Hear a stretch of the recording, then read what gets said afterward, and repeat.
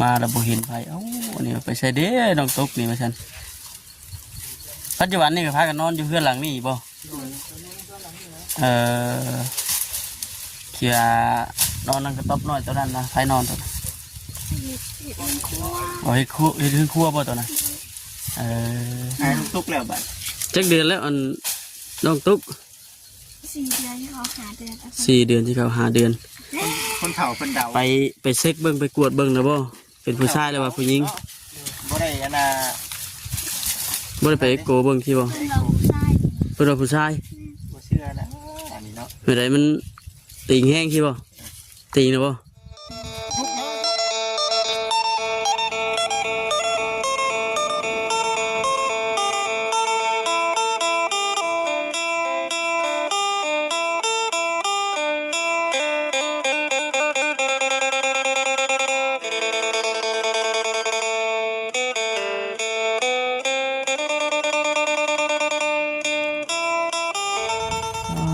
โธ่เฮ็ดจังได๋บัดนี้มุกขมุมอยู่บ่น้องตุ๊กโอ้สบายดีแต่ไกลเลยเอาพี่น้องทักทายสบายดีเด้อพี่น้องเด้อเนาะเก็บเอายังพวกนี้คือไวๆอยู่โอ้ตัดเอาพดไม้ไปโถมเตาบ่สบายดีเด้อเธอเห็นนักเก็บนี่ขึ้นนี่ลงอยู่ส่วนน้องตุ๊กกินนี่ก็ได้กำลังลุยเพิ่นก็ได้พี่น้องเนาะเอาพดไม้ไปโถมเตาเฮ็ดเตาพี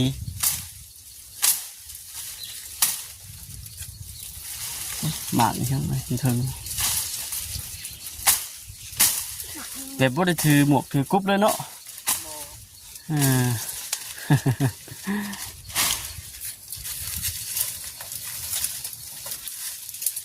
ตัดไว้เป็นเศร้าตัดไว้เป็นเศร้ามื้อเช้านี่ก็ตัดไว้แล้วไม่ร้ายเพราะไม่อันไหนไม่จุดทานไม่ท่านั้นบ่ลายนะลายยังดีเด้อวะ2 รถไงหัว2 รถพุ่นบอลน้องชัยโดย2 รถก็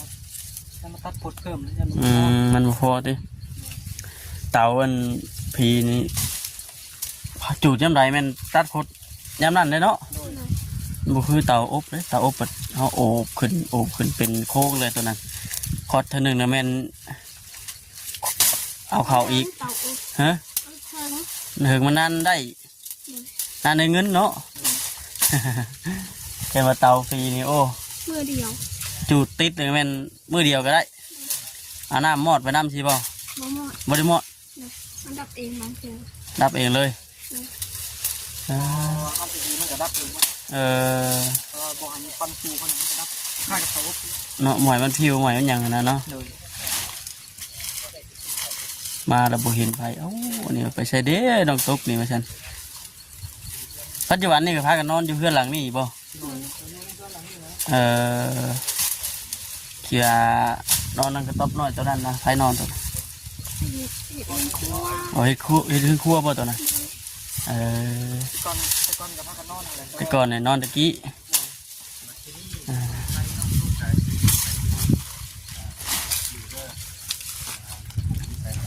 ปั่นนะพี่น้องเนาะโดยสบายดีสบายดีคำน้ำแน่พี่น้องเลยมาเนี่ยสบายดีเด้อพี่น้องเด้อเนาะน้องใส่กำลังลุยกำลังสบายดีน้องสบายดีเซ่อยากกินพี่หล่อได้มาเจ้าพ่อคุณนี่โดยทำไมพี่น้องเอ้ยแกงไม่กินเจ็บแขวเจ็บแขวเจ็บแขวในเจ็บหูเอ้าผู้ใดมองก็กินทั้งเจ็บเขียวทั้งเจ็บหูบาดตักแน่ดีเอ้าบ่ครับได้อีบ่ล่ะได้อยู่บ่ปันยังต้องใช้คือนี่ว้ายเนาะปันยังเถอะลุงตุ๊กได้ยินเสียงออกมานี่นอนเด็กเปิดนอนเด็กจนไม่ได้ฟันเผาเตาเผาเตาพักผ่อนในเพียงพอน้ำเล็ดเลยล่ะเมนูอ่อนก็เริ่มเลยเนาะเริ่มออกแล้วบัดนี้ออกแห้งได้เริ่มปุ้งแล้วบัดนี้น้องตุ๊กเป็นแม่ปุ้งแล้วบัดเป็นแม่คนเลยอายเนี่ยบ่จิตเลยอายแล้วอายลุงตุ๊กแล้วบัด จักเดือนแล้วอันน้องตุ๊ก 4 เดือนที่เขาหาเดือน 4 เดือนที่เขาหาเดือน คนเฒ่าคนเดา ไปเช็คเบิ่งไปกวดเบิ่งนะบ่เป็นผู้ชายหรือว่าผู้หญิง บ่ได้อันน่ะ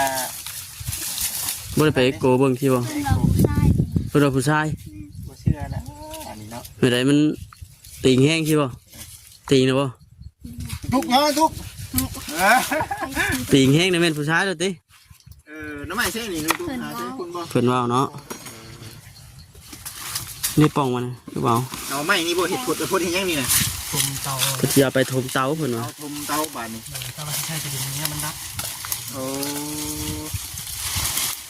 ได้บ่ได้บ่ ใส่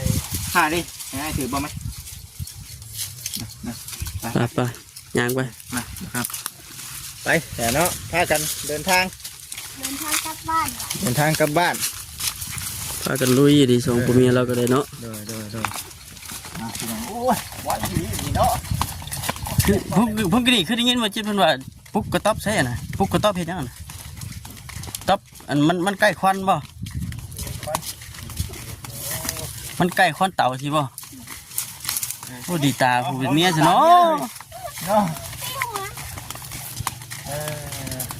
เมื่อยบ่น้องซุปเมื่อยเนาะ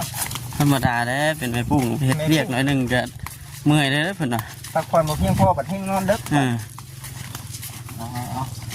มาทางน้องซุปเพิ่นคือเก่าเด้อพี่น้องเด้อมานี่นะ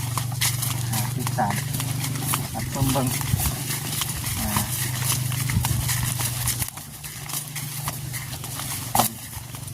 ครอบครัวน้องซุปตอนนี้ก็ได้แล้วบ้านนี่ ไป เนาะ แต่เที่ยงนี่พี่ มี น้องเนาะ เพิ่นเนาะที่อย่างนี้ยับขึ้นมาอีกแค่หน่อยนี้เนาะติดเข้าไปกระต๊อบ แม่น มันจังบอกควันเนาะมันคิดว่าเชื่ออยู่ ก็สิกระต๊อบ แนะนำน้องคนอีกนี่ตัวนี้นะพี่น้องเอ้ย ต๊อบตัวนั้นหั่นบ่มันตุ๊กสิมานั่งพี่บ่ นี่ก็ตอบว่าง่ายเนาะง่ายกับน้องคนนี้คนพูด ตัวไรอันตาของเจ้านะตัวนี้บ่โอ้เอาน้ำกันเฮ็ดน้ำกันบ่ดีว่าได้นี่มัดไม้พื้นเนี่ยเอาใช่ คืนเอาอยู่ป่า เสือบ่ดีว่า หมด เอาเจ้าของหน้าเพิ่นบ่ว่าบ่ใช่ พอ ขอแล้วติ เอาน้ำเพิ่นแล้วก็ถาดไปให้เพิ่นเอาถาดไป ขอน้ำเพิ่นแล้วก็เอาทานไปให้เพิ่น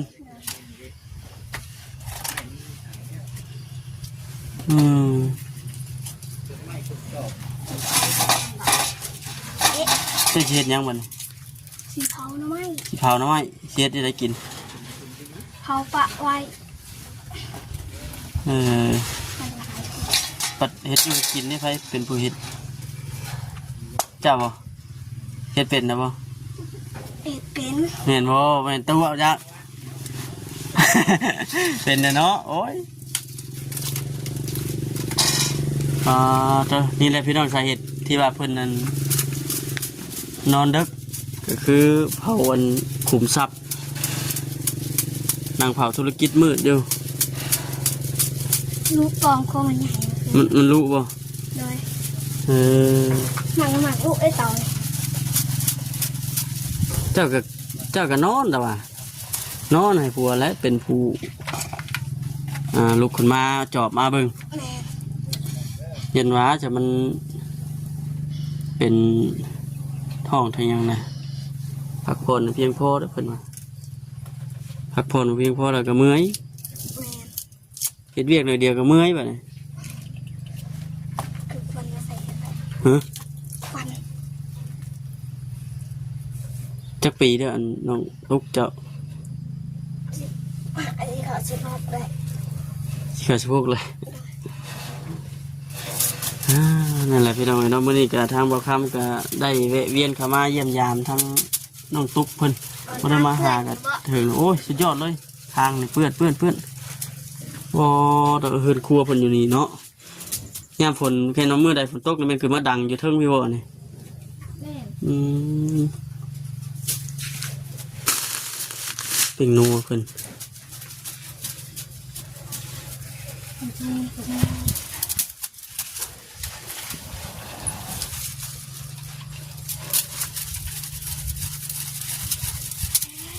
เป็นหยังบัด ควัน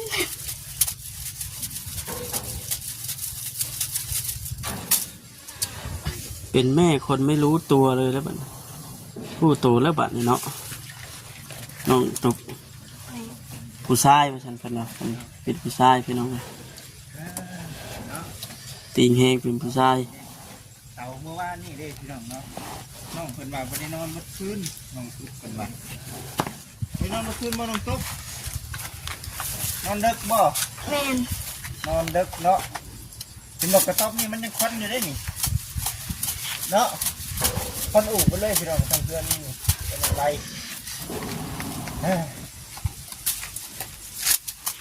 บัดนี้คนกระดูกกุ้งบ้านเจ้าสิเฮ็ดหยังนี่ เขาหน่อไม้ เขาหน่อไม้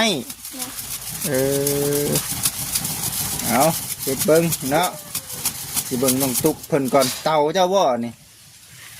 แม่นเตาแตกเรา เต่าแตกก็ได้เอานี่เฮ็ดเต่า เลย มันก็สิติดอยู่บ่ล่ะ ตี ติด เลย เอาละเอานี่ก่อน ขอบใจเด้อ โอเคเอาไว้เช็ดจะบ่กินนมนะ เสีย คนแค่นี้ฮะคนกระดุกกลัวบ้านนี่ แม่อะไร ดูเบิ้งเอาชิเบิ้งจังนั่งคนนำกันกับน้องตุ๊กระบาดเบิ้งน้องตุ๊กเฮ็ดกินก่อนพี่น้องเอ้ยโชว์ความสามารถให้รับ FC เห็นเลยเด้อสีเผาหน่อไม้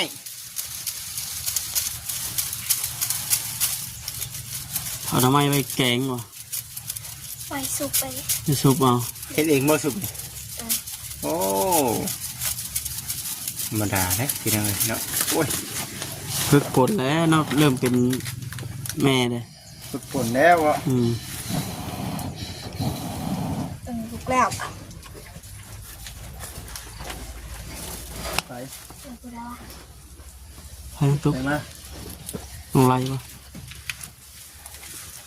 ห่อนนี่เนาะ เอาแต่ความสามารถเจ้าเด้อ แม่นวันละบัด บอกสิบ่เว้าอย่างเด้อมื้อนี้เด้อบอกสิบ่เว้าเฮ็ดเบ็ดได้ให้คนกินเนาะ เขาหน่อไม้ก่อนต้มหน่อไม้ป่ะ อันโตเป็นป้องนะเจ้าสีเฮ็ดได้กินมั้ย สิแกงใส่กิโล เก่งใส่จิตอ เลย อืม กิโลได้ เฮ้ แล้ว ไฟน่ะติดอยู่บ่ ติด กำลังติดเนาะ เลย ดีมันกิโล ทำไรกันกำลังออกมาบ่น้องโอเคเอาสบายดีเด้อโอเคเอาคนหลายพี่น้องเอ้ยเนาะ เอาเสือ ฮะ เอาเสือหน่อยดิ นี่หน่อยที เลย บ่หน่อยแล้ว เสือหน่อย แน่แล้วมันเนาะ อ้าวใครมีกูติดจ้ะ คุมไรเจ้าพยายามเด้อเนาะ แม่งความเบาดิ เอาเฮ็ดไปอันนี้คือเบิ่งบรรยากาศก่อนพี่น้องเอ้ยเนาะให้ช่วยอยู่บ่ บ่เล็กลูกหลัง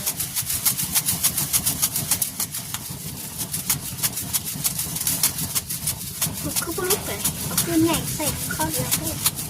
ให้มันติดพื้นด่วนใหญ่ อันมีจะขับมือเด้อใหม่คุณตาไป น้องใหม่คนตาเด้อกำลังใช้ความพยายามพี่น้องเอ้ยเด้อเอากินนี่ก็ได้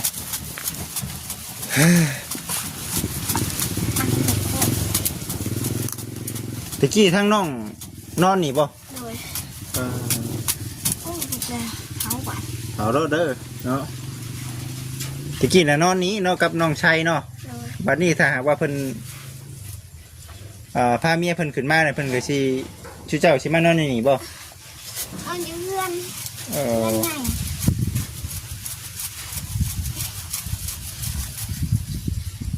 เห็ดเดินครัวเลยตัวนี้ ไปเพิ่นครัวเลยบ่ โดย เออ โอ้ยเตาหน้าแตกก่อน เตาแต่ก่อนดิ 3 คืนก็จะแตกได้เตา อืม ซื้อ สื่อเต้ถึง ซื้อแต่หึงแล้วไปชันติ เลย เอ้ย โอ้ เอา ใหม่เลยเจ็บแขว เป็นยังบัด เจ็บเขียว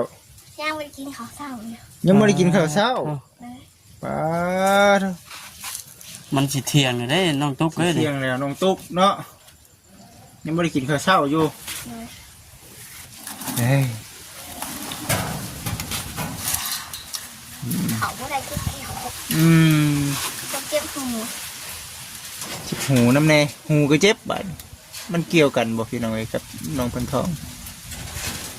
เกี่ เกี่ ย ยว ว กั กัน น เครื่ บ่ องกันเนี่ยนะเจ็บเขียวมันขึ้นมาขมับกับหูพี่มันเห็นบ่น้องตุ๊กเจ้ากากลางคืนก็ให้ผัวแล้วขึ้นมาจอบเตากันอย่างเจ้าก็นอนพักผ่อนนะ เออ เนาะ แม่นแหละเนาะ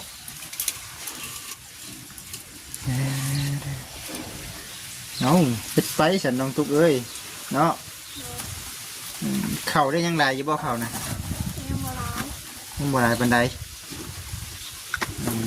ม ยังเหลือละประมาณ2 ถ้วยแหละ ยังประมาณ2 ถ้วย เลย เนาะคือว่าวนะน้องตุ๊กเอ้ยเนาะ เลย บัดนี้นะขั้นว่าคลอดนี่ชูเจ้า2 คนต้องคือว่าวเนี่ยเนาะอยู่เฮือนกลางเนาะแม่นบ่ที่เล่นนี่แถวนี้น้องตุ๊กเอ้ยแถวนี้มันคอนไฟบ่ได้ถึงบ่ผู้ พอ ตรงง่ายเด้อน้องเด้อ เลย บ่ว่าคือเฮาฮู้เนี่ยน้องไล่เพิ่นพาเมียเพิ่นมาอยู่แม่นบ่น้อง อ้าว มีเมียเด้อ ดาเมียแล้วบ่ แม่นต่างคนต่างมีเมียพี่น้องเอ้ยต่างคนต่างมีใหม่ ฉันบ่ FC เพิ่นก็ว่าโอ้ยบ่ซั่นเอาให้น้องเพิ่นปุกตบอยู่แถวเนื้อล่มพุ่นได้น้องเดี๋ยวสิเว้าน้ำนองไสเนาะ เลย เว้าน้ำนองไสโอ้ต้องเบากับคนเด้อบัดนี้เด้อเอา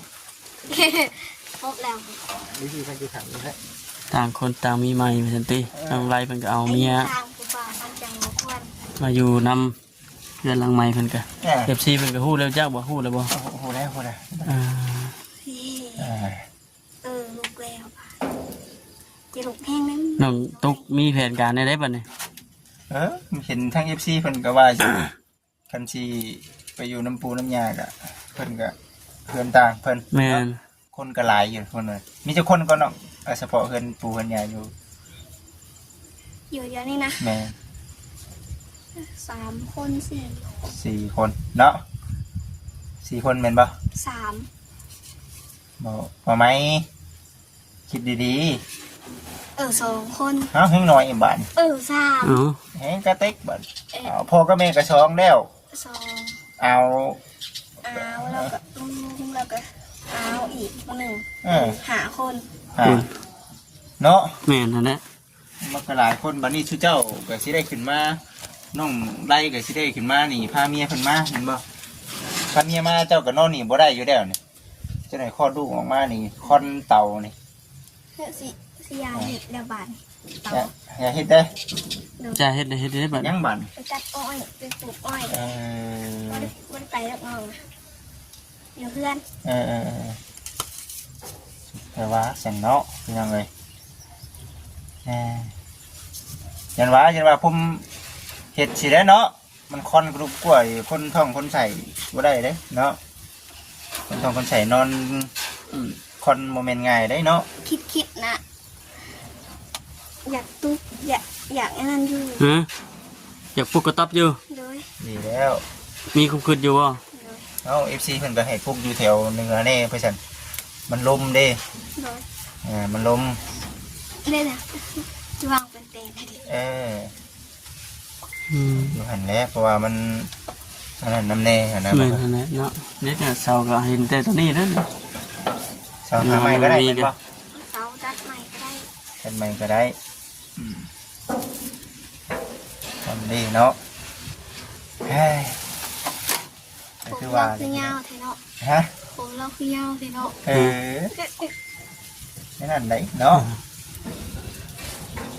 สิให้กินข้าวเช้าบัดนี้เนาะ เลย เขาอยากบ่ด้วยได้นี่คือ มาสีต้มก่อน เจ้าอุดเอาบ่ด้วยได้ ต้มตัวนี้ อ๋อ จนเพลนเลยเนาะมันโมเมนต์ก็เศร้าเลยเด้ มันก็เช่าต้องกินข้าวให้ถึงตามเวลาเลยกว่าเจ้าก็ได้ บริเวณว่าโตผู้เดียวได้ในบัดนี้ติบ่คือโตผู้เดียวได้น้องตุ๊กเอ้ยบัด กินนมเบิด3กล่องอีกเลย เจ้านะแบบผัวได้ใช่ เรากินปลาทูเราแผ่ปลาทู เอ้า เจ้านะ เลย เออ ปืนขึ้นจริงแล้วอะ นั่นแหละ เลย เมินขึ้นเลยคำกินปลาทูนะ เลย แห่อาหารทะเล เนาะ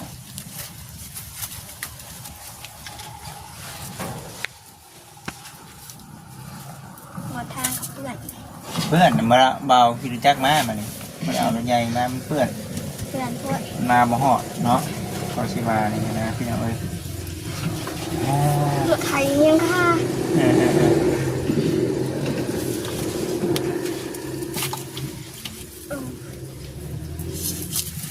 เต่าเพิ่นก็เอาบล็อกขังเอาชื่อนี่เนาะเอาดินบล็อกขังเอาชื่อน่ะมันคิดเอาพี่น้องเอ้ย เอาให้ตั้งว่าเฮ็ดอยู่เฮ็ดกินกันพี่น้องเอ้ยเนาะคุยอยู่คุยกิน ตาย นี่แหละพี่น้องเอ้ยเนาะนี่แหละเพิ่นเอิ้นว่าพลาด ตายตาย การผิดพลาดครั้งยิ่งใหญ่เด็กน้อยยังบ่ทันได้มีการเติบโตยังบ่ทันได้ออกไปสู่บุกกว้าง